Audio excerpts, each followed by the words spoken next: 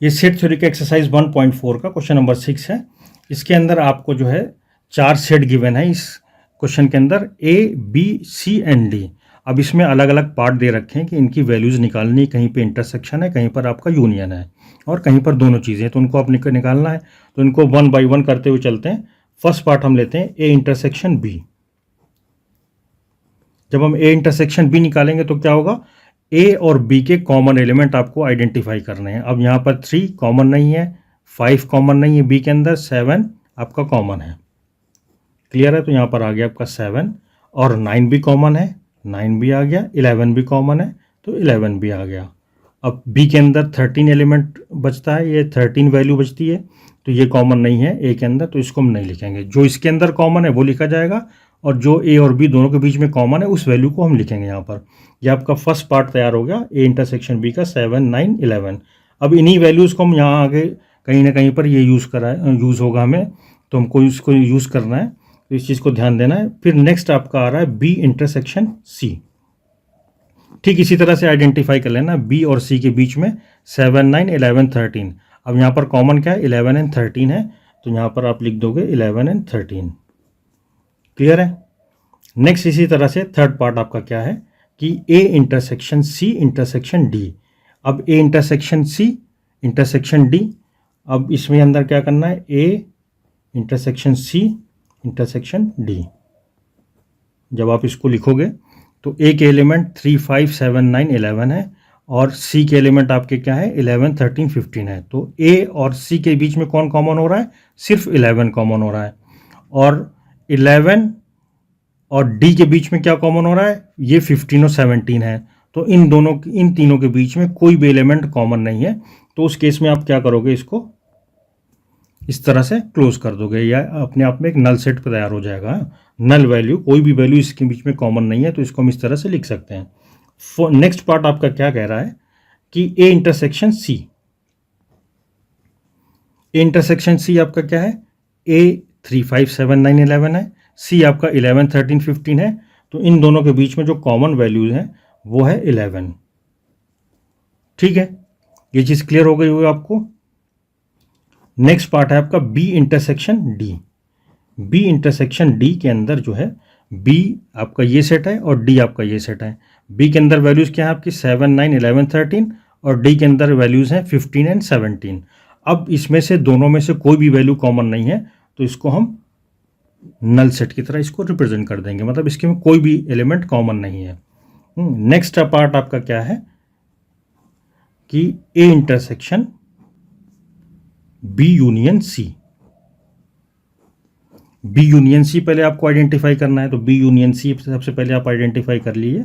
B union सी क्या बन के तैयार होगा आपका, क्योंकि बी यूनियन सी की वैल्यू यहाँ पर गिवन नहीं है, तो बी यूनियन सी आपका तैयार होगा आपका 7, 9, 11, 13 एंड 15। बी और सी की सारी वैल्यूज़ आप यहाँ पर लिख दोगे। नेक्स्ट, अब इसका जो कंप्लीट आंसर है A intersection B union C, ये आपका क्या तैयार होगा। अब बी यूनियन सी आपका ये सेट है और ए आपको ये गिवन है 3, 5, 7, 9, 11। अब इन दोनों के बीच में जो कॉमन है 9 और 11, 7, 9 और 11 कॉमन है, तो आप इसका आंसर लिख दोगे 7, 9, 11। क्लियर है? नेक्स्ट पार्ट आपका क्या कह रहा है, पार्ट 7 ए इंटरसेक्शन डी। अब ए इंटरसेक्शन डी, ए के अंदर 3, 5, 7, 9, 11 है, डी के अंदर 15 और 17 है, कोई भी एलिमेंट कॉमन नहीं है, तो ये आपका नल सेट इसका तैयार हो जाएगा। 8th पार्ट आपका क्या कह रहा है कि A intersection B union D. A intersection B union D. B union D सबसे पहले आपको निकालना होगा। बी यूनियन डी क्या होगा आपका, बी के अंदर एलिमेंट है आपके 7, 9, 11, 13 और डी के अंदर एलिमेंट है 15 और 17।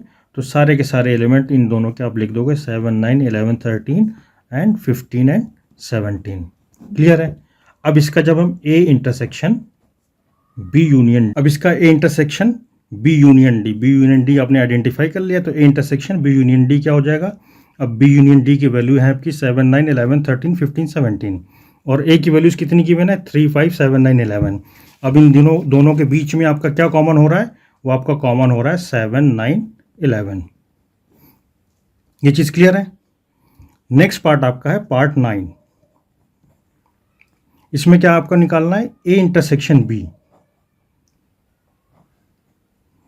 ये आपका एक सेट है और उसके बाद आके इंटरसेक्शन बी यूनियन सी। ठीक है, अब इसमें ए इंटरसेक्शन बी क्या होगा, सबसे पहले आपको आइडेंटिफाई करना है ए इंटरसेक्शन बी क्या होगा। ए इंटरसेक्शन बी की वैल्यू हो जाएगी आपकी, ए और बी के बीच में कॉमन एलिमेंट कौन कौन से हैं आपके, 9 और 7, 9 और 11 है। और बी यूनियन सी क्या है आपका, बी यूनियन सी आपका 7, 9, 11, 13 है। तो इसमें आपका कॉमन जो हो रहा है वो 11 और 13 हो रहा है। क्लियर है। अब इसमें इस स्टेटमेंट को जब निकालेंगे हम इसको 9th को, तो 9th को जब हम लिखेंगे, इसका जो इसको हम लिखेंगे, इसका सेट जब हम बनाएंगे तो क्या बन जाएगा, ये आपका ए इंटरसेक्शन बी और बी यूनियन सी के बीच में जो कॉमन हो रहा है वो आपका, सॉरी यहाँ पर 11, 13 है, ये बी यूनियन सी है। तो बी यूनियन सी जब हम लिखेंगे तो इस चीज़ को हम लिखेंगे, बी यूनियन सी हम कैसे लिखेंगे, बी यूनियन सी आपका हो जाएगा बी के सारे एलिमेंट और सी के सारे एलिमेंट, तो ये आपके हो जाएंगे 7, 9, 11, 13 और 15। ये आपके जो है ये इसके एलिमेंट हो जाएंगे आपके बी यूनियन सी के। जब हम A intersection B union C निकालेंगे तो उस केस में इन दोनों के बीच में जो कॉमन है आपका, वो कॉमन हो रहा है आपका 7, 9 एंड 11। ये एलिमेंट्स आपके इसके अंदर कॉमन होंगे। क्लियर है। नेक्स्ट पार्ट आपका कह रहा है पार्ट 10। पार्ट 10 क्या है कि A union D intersection B union C, intersection B union C. अब इसमें ए यूनियन डी क्या है, ए यूनियन डी अगर आप निकालोगे तो ए यूनियन डी आपका हो जाएगा ए और बी के डी के सारे एलिमेंट, ये हो जाएंगे आपके 3, 5, 7, 9, 11 और डी के एलिमेंट हैं आपके 15 एंड 17। क्लियर है। इसी तरह से बी यूनियन सी के एलिमेंट आपके कौन कौन से हैं, बी यूनियन सी के एलिमेंट आपके हो जाएंगे, बी के एलिमेंट हैं 7, 9, 11, 13 और सी के एलिमेंट हैं आपके 11, 13 एंड 15। तो लास्ट एलिमेंट लिख गया इसका आपका 15। तो अब जब हम इसका इंटरसेक्शन करेंगे, इन दोनों जो नए सेट आपके तैयार हुए हैं इनका इंटरसेक्शन करेंगे तो इन दोनों के बीच में जो आपका कॉमन हो रहा है वो आपका 7, 9, 11 एंड 15। तो ये आपका आंसर क्या हो जाएगा, A union D intersection B union C. जब हम इसको लिखेंगे तो ये आपका कॉमन हो जाएंगे, कॉमन एलिमेंट्स हो जाएंगे 7, 9, 11, 13 कॉमन नहीं दोनों के बीच में, कॉमन एलिमेंट आपका लास्ट बचा 15। तो ये आपका आंसर हो जाएगा। आई होप ये चीज़ क्लियर हो गई होगी।